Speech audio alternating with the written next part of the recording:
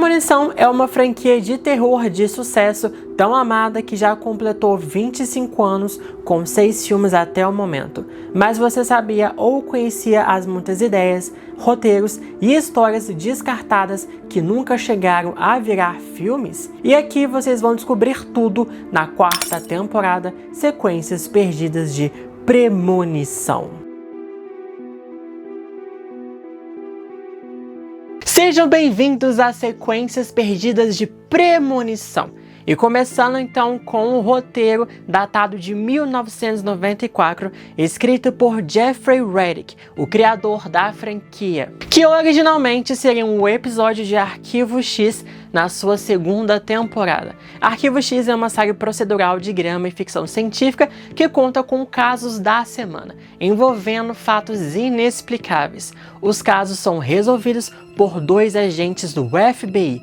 Temos a agente Dana Scully, interpretada por Gillian Anderson. Ela é a mulher da ciência e também cética. E o agente Fox Mulder, interpretado por David Duchovny, que é ele quem acredita no sobrenatural. E também temos o Walter Skinner, papel de Mitch Pileggi, que é o chefe deles e os entrega então os casos para resolverem. Agora que eu fiz essa breve introdução sobre a série, para quem não conhece ou nunca assistiu, bora falar sobre esse roteiro descartado.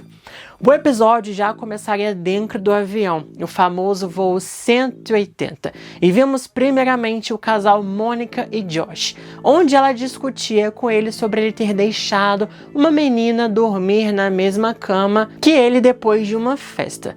Pulando algumas fileiras, nós temos Nick ouvindo uma música alta no seu fone, até que o Aaron, o ruivo, todo formal, bate no ombro dela e pede para baixar a música porque ele estava com dor de cabeça. Mudando para outras fileiras atrás, temos o casal de idosos Elizabeth e Trevor. Elizabeth está fazendo palavras cruzadas e ela precisa escrever uma palavra que começa com E, com 9 letras e que significa capacidade de destruição em massa. E Trevor responde: é fácil, explosão. Então aqui já temos indício do que vai acontecer nesse voo 180. E algumas fileiras atrás, nós temos Charles Scully, irmão de Dana Scully. Ele está extremamente ansioso, chegando até mesmo a suar ali, até que ele resolve se levantar e ir até o banheiro para poder se acalmar.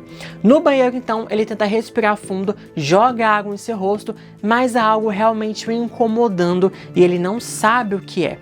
Até que, de repente, o avião dá uma guinada forte e Charles é arremessado até a porta do banheiro. Começa uma grande turbulência no avião. As pessoas começam a gritar, máscaras de oxigênio caem.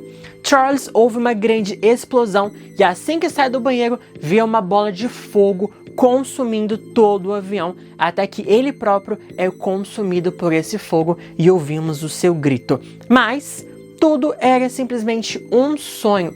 Charles ainda está sentado em sua poltrona no avião. Ele se levanta assustado e observa que tudo está completamente normal. Ele teve, na verdade, era uma premonição. A comissária de bordo então percebe o seu estado alterado e o pergunta se ele está bem. E Charles diz que eles precisam parar esse voo, que o avião irá explodir. A comissária tenta acalmá-lo em vão e pessoas começam a pegar as suas coisas para sair do voo. Outro comissário aparece para tentar ajudar, mas o Charles ameaça que se não deixarem ele sair, ele vai gritar a duração do voo inteira. O comissário então pega o braço dele e o manda para fora do avião. Charles tenta convencê-lo de não deixar o avião decolar, mas o comissário simplesmente não ouve o garoto. Nisso, há movimentos de pessoas também saindo do avião, incluindo Nick, Aaron, Josh, Mônica, Trevor e Elizabeth. E você sabe o que vai acontecer com eles, né? Momentos depois, então, Charles está sendo interrogado por 2 seguranças do aeroporto que não acreditam quando ele conta sobre a sua premonição. Até que um deles ouve pelo rádio que o voo 180 havia acabado de cair, para a surpresa de todos. Charles estava certíssimo sobre o acidente.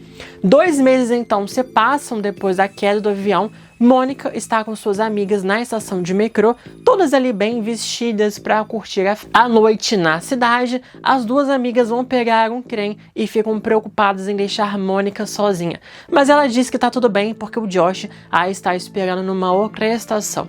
As duas amigas então sobem no vagão e se despedem de Mônica. Agora então a garota está sozinha na estação de metrô. As luzes então começam a piscar lentamente e uma breve brisa sopra no ar. Ela ouve um barulho estranho no túnel e olha para investigar e não vê simplesmente nada, nenhum sinal do trem. O barulho continua e quando ela olha para o trilho, ela vê alguns ratos e fica meio que enojada. Até que ela vê um brilho azul no trilho. Parecem faíscas de eletricidade e cada vez mais brilhantes. Mônica então fica hipnotizada pela dança azul das faíscas e não percebe que o trem está se aproximando. Cada vez mais as faíscas ficam brilhantes e barulhentas e Mônica não percebe a luz e o barulho do próprio trem. Até que as faíscas somem. Há uma sombra que passa do lado de Mônica e diz o seu nome, Mônica. E quando ela menos percebe, ela é violentamente jogada nos trilhos. Nós ouvimos o seu grito enquanto o trem tenta frear, mas é tarde demais. Ouvimos o barulho do seu corpo sendo atingido pelo trem, seguido de um silêncio mortal. Corta a cena então, temos Scully dirigindo um carro durante a noite e Mulder roncando no banco do passageiro. Scully então, de propósito, faz um movimento brusco com o carro e Mulder acorda então assustado. Mulder pergunta se já estão chegando e ela responde que mais alguns quilômetros. E Ace diz preocupada porque Skinner os mandou para o caso sem qualquer tipo de explicação sobre ele. Mulder diz que essa estranheza faz parte do trabalho. Os agentes então chegam na delegacia de polícia de Nova Jersey e encontram com o delegado Wood, que não o recebem muito bem. Mulder ele fica completamente incomodado e diz para eles pularem essa parte da rixa entre policial local e o FBI. Scully então pergunta sobre a morte de Monica Brown e ele só diz que a vítima tinha 22 anos e que foi atingida por um trem. E a dúvida era se ela pulou ou foi empurrada. Eles fizeram um breve teste toxicológico e não havia traços de álcool no seu organismo. Scully diz que ela tirou a própria vida, mas o delegado discorda e os dois então acabam discutindo sobre isso, até que o delegado revela que Mônica era uma sobrevivente do voo 180, onde um passageiro disse ter uma premonição do acidente e várias pessoas saíram com ele, incluindo Mônica. Scully e Mulder não entendem essa conexão. Então, o delegado revela que o casal Trevor e Elizabeth, lembra o casal de idosos, tadinhos, morreram na semana anterior em um incêndio. Então, 7 pessoas saíram do avião e 3 delas foram mortas em 2 semanas. E revela então que Josh Taylor, o noivo de Mônica, estava sob custódia. Então os dois agentes entram na sala de interrogatório, se apresentam e começam perguntando a ele sobre o estado mental de Mônica. E Josh veementemente fala que ela não tirou a própria vida. Ela era feliz e uma mulher forte. E os dois iriam se casar no ano seguinte. O casal teve problemas no relacionamento, mas depois da queda do avião, Josh mudou de perspectiva sobre a vida. Mulder então lamenta a perda dele e diz que com o tempo a dor melhora. Depois dessa conversa então os agentes ainda se questionam por que foram enviados para aquele caso e o delegado retorna dizendo que também estava sob custódia o jovem que criou o caos no avião. E ele era o principal suspeito sem álibi durante as mortes. Então o delegado leva os agentes até outra sala de interrogatório. Assim que chegam então na sala, Charles fica surpreso ao ver a sua irmã Dana. Ela então pergunta para ele se ele está bem e ela já questiona o delegado por que ele manteve seu irmão sob custódia. O delegado então fica assustado com essa revelação e ele responde dizendo que o Charles está lá por não ter um álibi nos dias das mortes. Mas Scully retruca que não havia indícios de crime e que não poderia deter alguém sem provas. Scully diz ao seu irmão, então, para ele não responder nada sem algum advogado e Charles pergunta o que ela estava fazendo lá. A Scully então responde que estava lá para investigar a morte de uma garota e que ninguém sabia que ele estava envolvido, mas Mulder pergunta se ela tem certeza disso. Até que a realização veio. Skinner sabia. Scully então ela fica furiosa, sai da sala e Mulder vai atrás dela pelo corredor afora. A Scully então entra no banheiro feminino e liga para Skinner. Já sabendo o teor da ligação, então, o Skinner já pede desculpas e disse que tinha suas razões para não contar a ela. Mas como ela quer a verdade, aqui vai então. O Skinner então diz que não poderia contá-la, já que seria algo inapropriado e queria que a reação dela fosse genuína, já que os dois agentes estavam sendo observados por alguém que quer desativar o arquivo X de novo, e que tanto ela quanto Mulder são cruciais, e que se vazasse que um familiar de um deles estivesse envolvido em algo como assassinato, isso poderia ser usado contra eles. Além de que um agente também foi enviado para conectar o irmão dela com as mortes. O delegado então fica furioso em libertar Charles e ainda questiona se ele não fosse o irmão de um agente do FBI, isso realmente iria acontecer. O Mulder então corta esse climão ali e pede os nomes e os contatos dos outros passageiros que saíram do avião. O delegado diz que todos tinham álibi e que eles já estavam um passo à frente dos agentes, mas Mulder então recruca para ele dar mais informações. O Scully então se vira para Charles nesse momento, completamente preocupada, e pergunta sobre a família dele. Ele diz que foram ficar com Moira até que tudo se resolva, mas que ele estava feliz então de vê-la depois de muito tempo. O delegado libera Charles então, dizendo para não deixar a área, e Mulder diz onde eles ficarão hospedados e para eles manterem contato sobre o caso. Assim que os agentes saem da delegacia, o delegado ele joga o cartão de Mulder na gaveta e ironicamente diz que, sim, com certeza eu vou ligar para ele. E ao sair do local, Mulder coloca o cartão do delegado no bolso e diz a mesma coisa no mesmo tom irônico.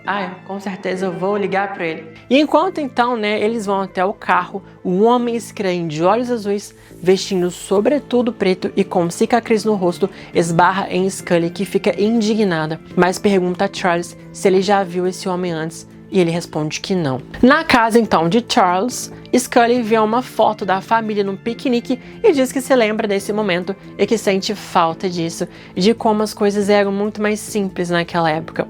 O Charles então concorda e relembra que aquela foi a última viagem em família. Mas o Charles muda de assunto e pergunta o que ela e Mulder são. Somente parceiros de trabalho ou parceiros românticos?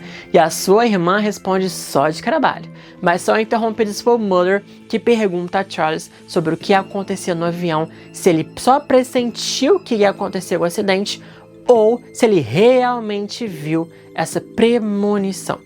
O Charles então tem uma rompante de raiva, achando que Mulder o iria chamar de louco, até que o agente o acalma e diz que pessoas que têm visões podem significar que possuem algum tipo de habilidade psíquica. E com isso então Charles abaixa a guarda e conta exatamente o que ele viu.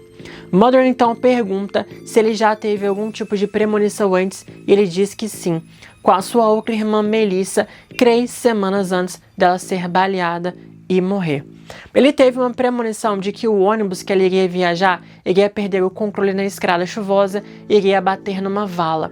Então ele acabou ligando para Melissa, contou para ela sobre essa visão e como ela acreditava nele, ela cancelou a viagem e o acidente realmente aconteceu e várias pessoas morreram. Mas, semanas depois, a Melissa então foi baleada e acabou morrendo, afinal de contas. Scully, ela ficou completamente surpresa com essa revelação e perguntou para ele por que ele não havia dito isso antes, e Charles disse que iria dizer, mas que não achou importante assim, já que ela morreu da mesma forma. Scully disse que sim, era importante, mas Charles recruca, chorando que não conseguiria dizer nada, porque ele impediu dela morrer no acidente, mas não adiantou, porque ela acabou morrendo, mesmo assim, semanas depois. A Scully então acaba confortando seu irmão, dizendo que ele não deveria se sentir culpa, mas mesmo assim ele se sente dessa forma, porque ele não conseguiu salvá-la de novo. Mulder então pergunta se eles querem um tempo só para si para conversarem, enquanto ele interrogaria os sobreviventes, mas os dois concordam que não tem tempo a perder e precisam descobrir o que estava acontecendo. Quando os agentes então saem da casa de Charles, Mulder pergunta para Scully o que ela acha até o momento sobre o caso. Ela diz então que pode ser a síndrome do sobrevivente. Pessoas que sobreviveram a situações de quase morte muitas vezes acham que são imortais e acabam parando de se preocupar com seguranças pequenas, simples ali. E por isso então acabam sendo mortas por coisas bem simplórias. Mulder então acha estranho os sobreviventes morrerem tão perto uns dos outros. Scully é cética, como eu falei para vocês, e assim eles chegam até a casa de Aaron Williams. Aaron revela que só conheceu os sobreviventes 2 vezes, uma na noite do acidente e outra no memorial. E acha muito desconfortante saber que agora estão mortos e pergunta se ele realmente está em perigo. Mulder responde então que não tem certeza, mas que a polícia iria ficar de olho na casa. Scully diz que até o momento as mortes são apenas coincidências trágicas. Aaron diz que não acredita em coincidências, que tudo há uma razão de ser. Só que não sabemos ainda qual é essa razão. Mas então seu namorado Paul não concorda com esse ponto de vista. Aaron ainda revela que desde o acidente ele sente um peso em suas costas, que parece que ele está com os dias contados. Mulder então ele fica intrigado com o que está acontecendo e depois do interrogatório de Aaron, ele pergunta a Scully se ela lembra da noite em que o pai dela morreu e ela diz que claramente ela lembra. Ele relembra ela dela ter uma visão naquela noite e que agora o irmão dela teve uma premonição. E segundo pesquisadores, eles acreditam que habilidades psíquicas são uma anomalia genética e que agora 2 irmãos tiveram essa experiência. Agora então chegou a vez de interrogar a Nick. E ela já pergunta de cara sobre os sobreviventes que morreram. E se eles acham, os agentes acham que os sobreviventes estão sendo perseguidos. Scully diz que estão apenas procurando fatos que poderiam levar a alguma conclusão e pergunta se ela notou algo estranho ultimamente. A Nick diz que sim, se sente um pouco estranha, ela sente como se ela estivesse sendo observada e até mesmo fez uma amiga morar com ela porque ela tinha medo de dormir sozinha. Mulder então pergunta há quanto tempo isso acontece e ela diz há 2 semanas. Durante a conversa, a Nick dá umas flertadinhas com o Mulder também. Mas então, o que ela tá sentindo começou há 2 semanas, exatamente quando os sobreviventes começaram a morrer. Voltando então no carro, o Mulder diz que há uma crença em muitas religiões de que uma pessoa está predestinada a morrer. E quando chega a sua hora, não há nada a se fazer. Scully concorda e diz que outros acreditam também que a ação de uma pessoa pode alterar o curso também da sua própria vida. O Mulder pergunta se todas as ações que fazemos são na verdade destinadas desde o dia que nascemos. A Scully não concorda muito com essa ideia, porque se tudo já está predestinado, nossa existência não fazia sentido nenhum. A conversa então é interrompida pela ligação de Charles, que diz à sua irmã que precisam proteger Josh, que algo vai matar ele e eles precisam impedir o mais rápido possível. Na casa de Josh, então, ele está tomando um banho de banheira e o telefone toca, mas ele não atende a ligação e cai na secretária eletrônica. Então a gente consegue ouvir a voz de Scully dizendo para ele retornar assim que possível. Josh então sai da banheira e retorna a ligação. Scully atende, mas a linha fica completamente muda. Josh tenta ligar de novo, mas sem sucesso. Ele acaba olhando pela janela e está muito escuro lá fora. Ele vai até a porta então conferir se ela está trancada, mas não está. Então ele acranca, passa o trinco. Mas do nada, ele sente uma brisa em sua casa, mas a janela está fechada. Assustado então, ele corre até a cozinha e pega uma faca e o telefone toca. Ele atende. Atrás dele aparece uma figura sombria, muito escura para ver o que ou quem era. No telefone, ele pergunta quem é e ouvimos uma voz chamando seu nome. Joshua! Os agentes chegam até o prédio de Josh só para ouvirem um grito e quando olham para cima, é o corpo de Josh caindo de 10 andares e atingindo o chão morto. Scully avista uma figura saindo do prédio. É o Tall Man. Ela chama Mulder e aponta para a figura que os avista e sai em disparada. Os agentes começam a persegui-lo por um beco, a figura é rápida e no final do beco então o Tall Man entra no carro e acaba fugindo. A Scully o reconhece, é o homem da delegacia de polícia, o mesmo homem que Keener a avisou. A polícia então chega no local e leva o corpo de Josh para a ambulância. O delegado pergunta aos agentes se ele havia tirado a própria vida, mas Scully diz que não. Ele estava gritando ao cair, então não tem motivo dele simplesmente ter tirado a própria vida. O delegado ainda acha estranha a mensagem que Scully deixou na secretária eletrônica dizendo: "Não deixe ninguém entrar." E Mulder pergunta se acharam algo estranho na cena. O delegado diz que não, mas vai checar as câmeras de segurança e pergunta de volta se acham que o Tall Man matou o Josh. Scully diz que ele não tinha tempo, mas acha que sim, ele está envolvido de alguma forma. O delegado então continua a interrogar os agentes e pergunta a Scully se ela viu o irmão essa noite. E ela diz que só viu na parte da manhã, mas que se ele já acabou com as perguntas, ela gostaria de ir embora logo. Os agentes então vão embora e Mulder pergunta por que ela mentiu para o delegado. Ela responde então que o irmão dela já é suspeito e não queria fomentar isso ainda mais com a ligação dele sobre o Josh. Mulder então diz que ela está muito envolvida no caso e isso pode estar prejudicando o julgamento dela. E que sim, o irmão dela pode realmente estar envolvido nessas mortes. A Scully então recruca que ela vai acreditar que o irmão é o assassino quando ele admitir que a sua irmã está morta. O silêncio então paira no ar, uma coisa bem desconfortável. Ela então percebe isso, pede desculpas a Mulder e diz que eles precisam proteger os outros sobreviventes.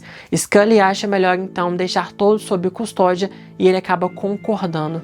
Os dois voltam até a casa de Charles. Scully bate na porta, mas ninguém atende. Dá pra ver a luz da TV ligada. Scully então bate novamente e nada. O apartamento tá todo escuro, só com a luz da TV. Os agentes arrombam a porta e com armas em punho gritam por Charles. Scully então vai até um abajur, tenta o acender, mas de repente uma figura emerge da escuridão.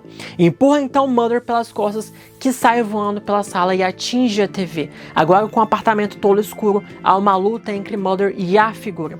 Scully então aponta a arma e diz: "Parado!" A figura se move pela parede e fica estagnada, até que ela se move e pega Scully pela garganta e a prende contra a parede, a estrangulando. Ela dá um soco no rosto da figura, que começa a chorar de dor e se afasta. Scully então ataca a figura, a jogando no chão, prende ela e assim que ela dá uma olhada em quem era o atacante, e era o seu irmão Charles. E ele começa a gritar então: "Você não vai me pegar! Você não vai me pegar! Você não vai me pegar!" Scully então tenta acalmá-lo. Momentos depois, Charles é levado para o hospital e dorme pacificamente no seu quarto. Mulder está todo dolorido e com arranhões no rosto. Scully está completamente abalada com tudo isso e revela ao amigo que depois desse caso ela vai voltar para a Quântica e abandonar o Arquivo X. Que desde que eles se envolveram nesses casos, as famílias deles foram impactadas negativamente. Mulder agradece a preocupação com ele, mas diz que devem focar nas pessoas em que eles salvaram. Scully entende esse ponto de vista, mas ela está cansada de pagar o preço do seu trabalho, tanto na vida pessoal quanto na vida familiar, e que ela não quer se envolver mais na busca dele pela verdade. Mulder então fica surpreso e diz que achava que a busca era dos dois, e adiciona que o Arquivo X não é responsável por tudo o que aconteceu com eles, e que foi o trabalho deles que os levou até o irmão dela para salvá-lo. Ele pede para ela pensar melhor e depois de resolverem esse caso, ela dá uma resposta definitiva e qualquer que ela seja, ele vai apoiá-la. Scully então concorda, mas acha que estaria adiando o inevitável. Mulder então fica chateado e diz que vai buscar Nick e Aaron. Mulder leva então os dois até onde ele está hospedado, mostra para eles os seus aposentos, aponta para o carro de polícia que está lá fora de tocaia, mas também há um outro policial no corredor ali. O Aaron não gosta muito dessa ideia, mas Nick ama estar sob proteção com dois homens gostosos. Mulder então retorna até Manhattan para buscar mais informações sobre o caso e descobre até mesmo informações bem importantes. Com isso então ele liga para Scully e diz o que ele achou. Havia 6 outros casos como o de Charles. Um deles aconteceu na Geórgia, onde uma mulher chamada Betty Noble teve uma premonição de um trem descarrilhando. Ela e mais 4 pessoas saíram e o acidente realmente aconteceu. E 3 meses depois, todos eles morreram, menos Betty. E todos os outros casos são iguais. Um grupo de pessoas evitam o acidente e depois morrem em circunstâncias estranhas. Mas a pessoa que teve a premonição sempre era a única sobrevivente. Scully pergunta se isso provaria a inocência do seu irmão, só que saindo do quarto do hospital de Charles, ela vê o Tall Man. Ela larga o telefone, aponta a arma para ele, ele olha para ela, mas sai pela escada de emergência. Ela corre para o quarto do irmão preocupada, mas ele está lá dormindo. O delegado está no quarto e pergunta se está tudo bem. E a Scully pergunta se ele conhecia aquele homem e ele diz que ele é um agente federal muito interessado no caso. Scully diz que, na verdade, esse agente estava mais interessado em ver o irmão dela sendo incriminado pelas mortes. O delegado não acredita, zomba da cara dela e ela então ameaça que não hesitaria em chamar o diretor do FBI para se envolver nessa história. E o delegado então, pé da vida, sai do quarto ali. Scully então observa seu irmão dormindo enquanto Mother chega com os arquivos dos casos e conta sobre o Tall Man. Mother diz que as mortes dos outros casos foram datadas como acidentes ou suicídios, e os suspeitos que foram apreendidos tiraram suas próprias vidas antes do julgamento. E o mais estranho é que esses suspeitos não conheciam as vítimas. Scully então acha que eles poderiam estar trabalhando para alguém. Mother tem uma outra teoria. E se Charles, na verdade, não deveria morrer no acidente? O Scully então pergunta se eles não deveriam morrer. Por que estão morrendo agora? Mother diz que não. Ele não está falando dos outros, e sim de Charles. Que talvez não era a hora dele morrer e por isso ele teve a premonição para salvá-lo do acidente. Mas para os outros, era a hora deles. Scully pergunta se ele acha que há alguém matando os sobreviventes por achar que eles enganaram a morte. Mother diz que alguém ou algo. Scully então pergunta se ele está falando sobre demônios ou espíritos. Mother acha que é a única coisa que não podemos evitar.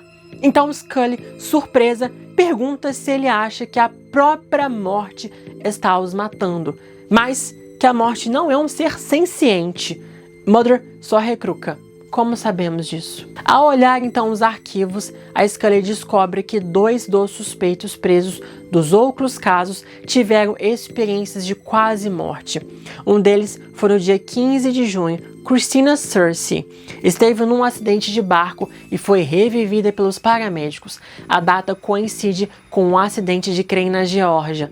O outro foi dia 30 de abril. Tony Pope teve um ataque cardíaco no mesmo momento em que o avião em Nevada caiu. Mother então pede para uma enfermeira buscar dados de outros hospitais sobre mortes no dia 12 de abril, se eles morreram e foram ressuscitados. Ele quer descobrir qual deles foi ressuscitado no mesmo dia do acidente do voo 180. E aí podemos ter um grande suspeito sobre essas mortes agora. Mas nesse exato momento, o Aaron acorda de seu sono ao ouvir um som se aproximando dele. Ele se levanta do sofá e vai investigar, chama por Nick, mas sem resposta, até que ouve então uma voz o chamando. Pulamos então para os agentes de novo. Mother acha que essas pessoas que morreram atravessaram para o outro lado e quando foram ressuscitadas trouxeram algo com elas. A enfermeira passa então a lista de nomes até que eles tenham uma grande revelação. Ele tenta então ligar para Aaron e Nick, mas a linha da casa está muda. Então ligam para o delegado, que não está na delegacia, e falam então com um policial no lugar. Só que nesse exato momento, o delegado está dirigindo o carro de Aaron e no banco de trás estão Aaron e Nick algemados, presos nas portas. O rosto do delegado não é mais o mesmo, há algo sombrio no lugar. Mulder e Scully dirigem rápido então pela estrada.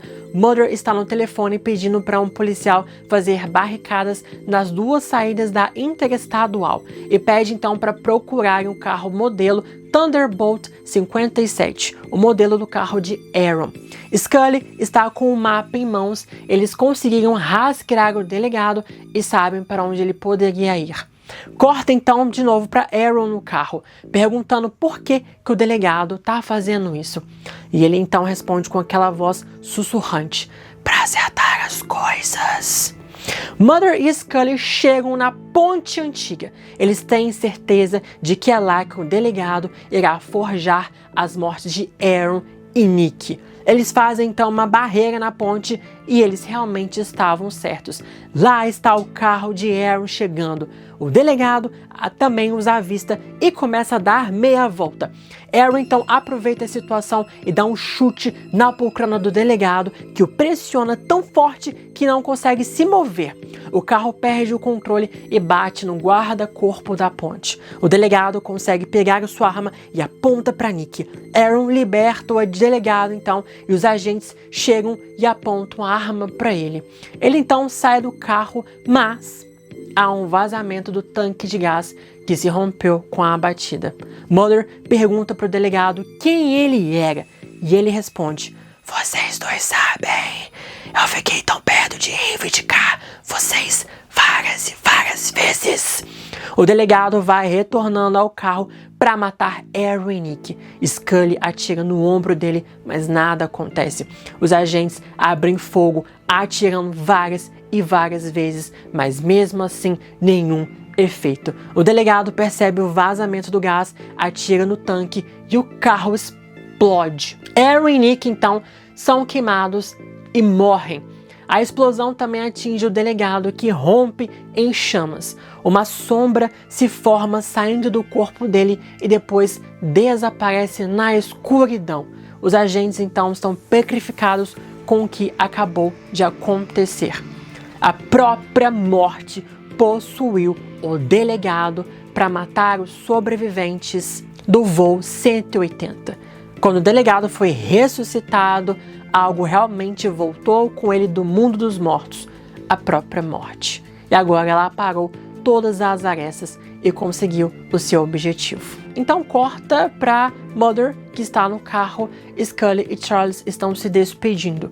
Ele agradece então a sua irmã e está feliz que ela decidiu permanecer no Arquivo X, obviamente, né? Ela diz então que a vida inteira ela se dedicou à ciência e a analisar e dissecar as coisas. E ao refletir bastante sobre isso, percebeu que se deixasse o Arquivo X, ela iria abandonar tudo no que acreditava.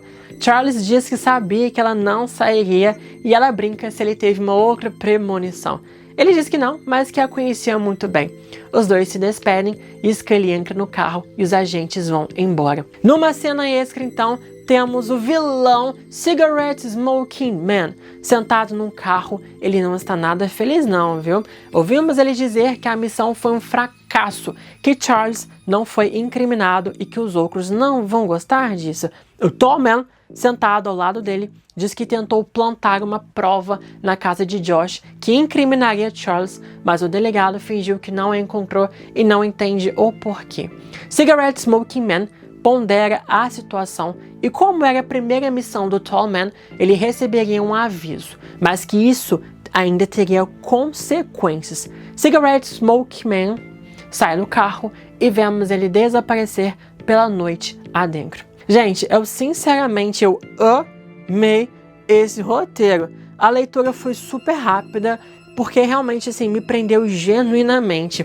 Eu gostaria muito de ter visto esse episódio, mas ao mesmo tempo eu fico feliz de que não aconteceu e ganhamos essa franquia maravilhosa de Premonição.